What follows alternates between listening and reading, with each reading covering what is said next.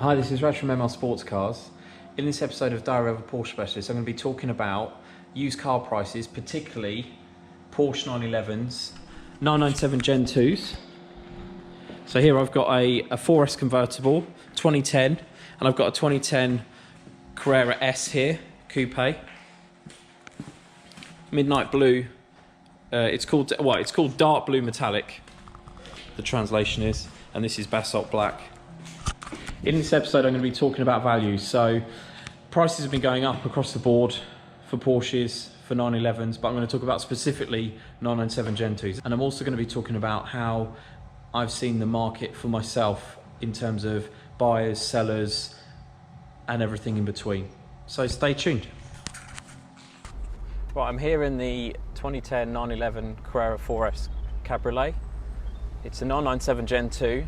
Which at the moment, as you may already know, are in massively high demand.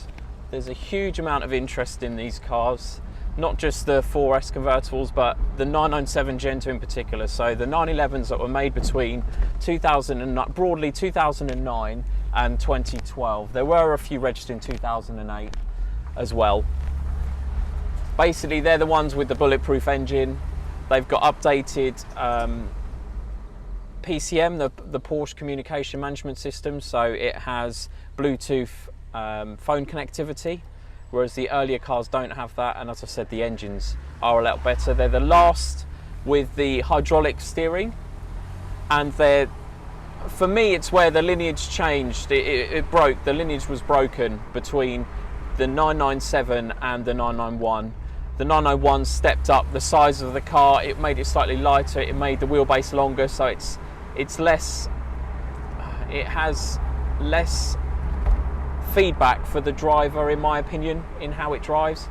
So a lot of people who want to get into Porsches, and 911s in particular, are focusing in on 997 Gen 2s. I saw a survey released yesterday from Carrera Classic which said that the Porsche 911 of any era is now the most searched and most wanted car, classic car in the UK.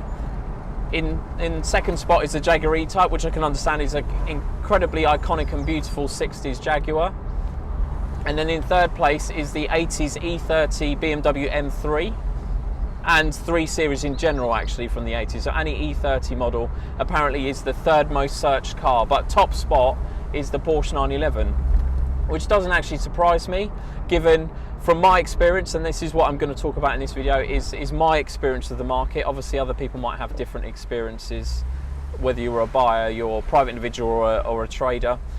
From my experience, I'm getting probably 100% more inquiries on Porsche 911s than any previous year of me trading in and specialising in Porsche.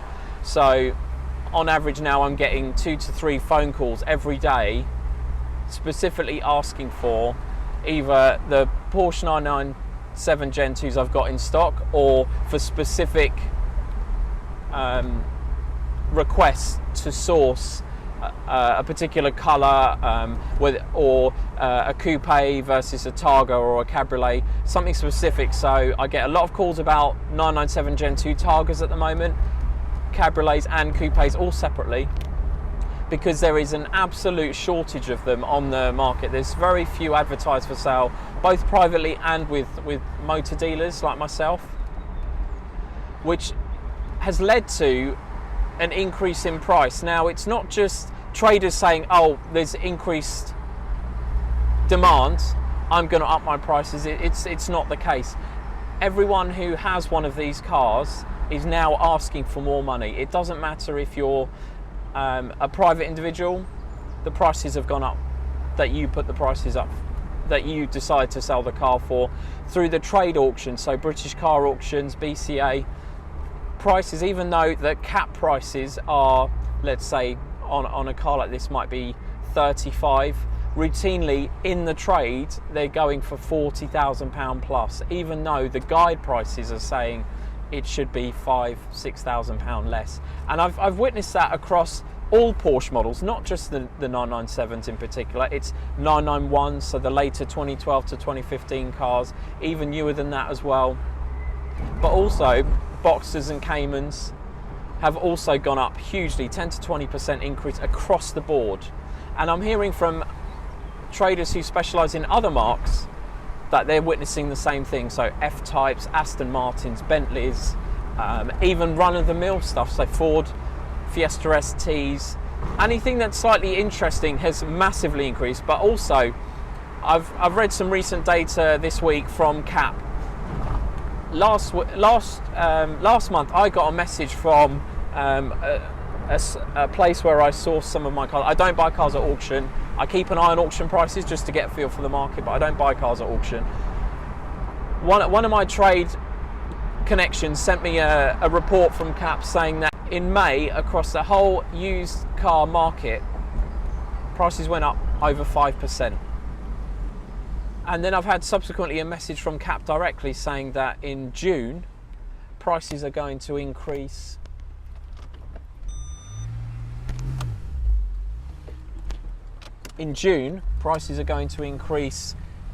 to the tune of another 6.5%. So that's over 2 months.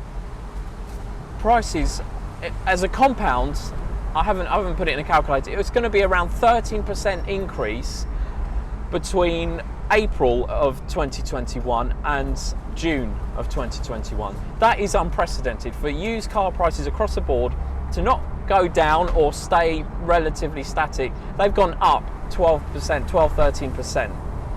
I mean, I've never experienced a time like this in all the years I've been trading.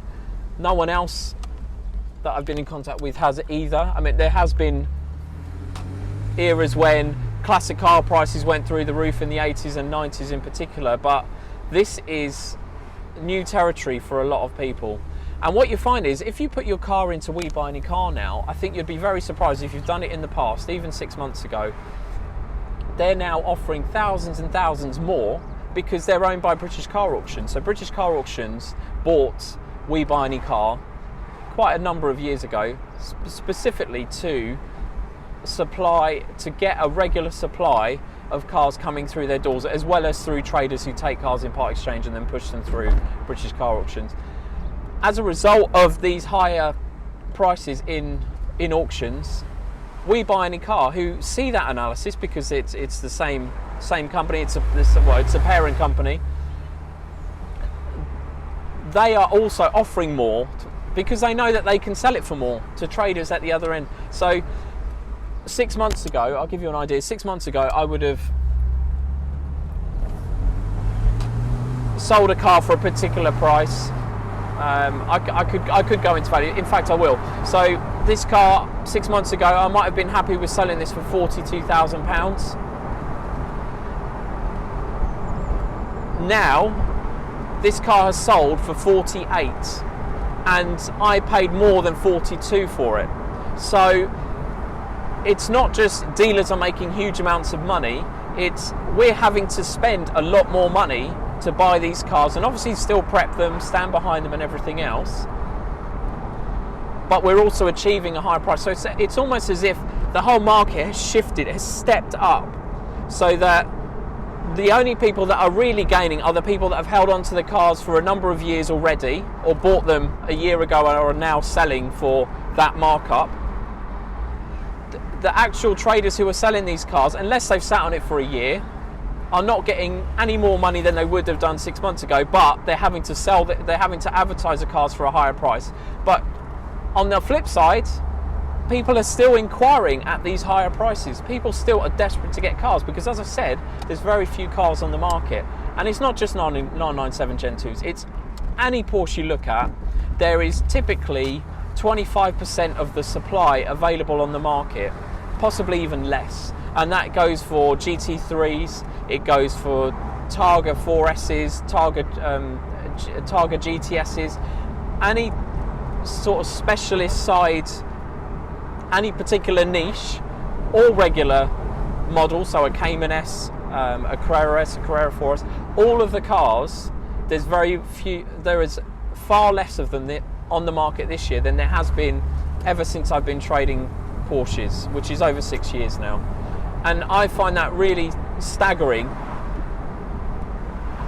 to be operating in this period. And it's quite exciting in some ways, because it's made my job a lot harder finding cars and finding very high quality cars, because basically the prices have gone up whether cars are good or not. It's just a step change. It's not just the premium cars, the ones with low mileage, that have gone up in price. It's everything. So I have to keep my wits about me and not just pull the trigger on cars that I'm offered by email, cars that I'm offered, or I ask in the marketplace for specific cars for customers.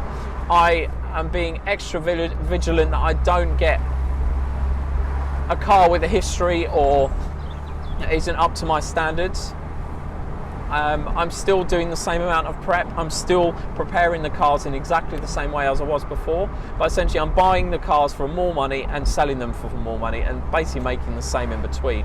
But it's just, I'm working, more of my time is going into tracking down special cars like this one, which has a painted center console from the factory. It has the hard bass horses, but they were also painted from the factory in basalt black. It has chrono and all sorts of other lovely options on it. I'm still persevering to find these great cars. There's less of them about now. I think people are holding on to cars now as a result. If they've seen the valuations going up, they've seen the asking prices go up on places like eBay, Piston Heads, Auto Trader, across the board, you have more faith in holding on to your car if you enjoy it, and also it's worth more than when you bought it, or it was worth more than last year and you've had it for a good number of years. So as a holder of one of these cars, it's a great position to be in. For those that have been looking for 6 to 9 months for a car to buy and have been on the fence about when to pull the trigger, I think there's a slight amount of bitterness. So in some calls I take from prospective buyers, they are slightly bitter that in their eyes, they've seen that they've missed the boat, that prices have gone up hugely, and if they'd bought 6 months ago, they would have saved themselves maybe, I don't know, £4,000 to £8,000, depending on what they're looking at. So, but others are sort of saying, well, if I don't get in now, are the prices going to carry on increasing? And that's the final thing I want to wrap up with, is where do I see the market going from now? Initially, when I started seeing these increases sort of in March, April time, I was telling people, look, if you're concerned, if the asking prices are stretching you too much on the finance side, if you're uncomfortable with how the prices are creeping up, wait till the end of the year, wait till September, October, November, and I would hope as a trader that prices are going to cool slightly on used Porsches. Now when people call me, from having experienced the last couple of months and how the shortage has worsened in terms of supply and the prices have gone up far beyond my expectations, I'm now telling people, well, if you really want a 911 and you want it this year or the first half of next year, the best time to buy is probably now. If you can find a car that meets your criteria, meets everything you desire in your desirable collectible Porsche, buy it now, because there's no guarantee that prices aren't going to carry on increasing further and possibly never cooling. If you want to enjoy the car all summer, just buy it now. The reason for the shortages, from what I see, is there's quite a few reasons, but one of the main ones is obviously the global pandemic. It shut down most dealers. It also shut down the activity of people going out to buy cars in the way that they used to.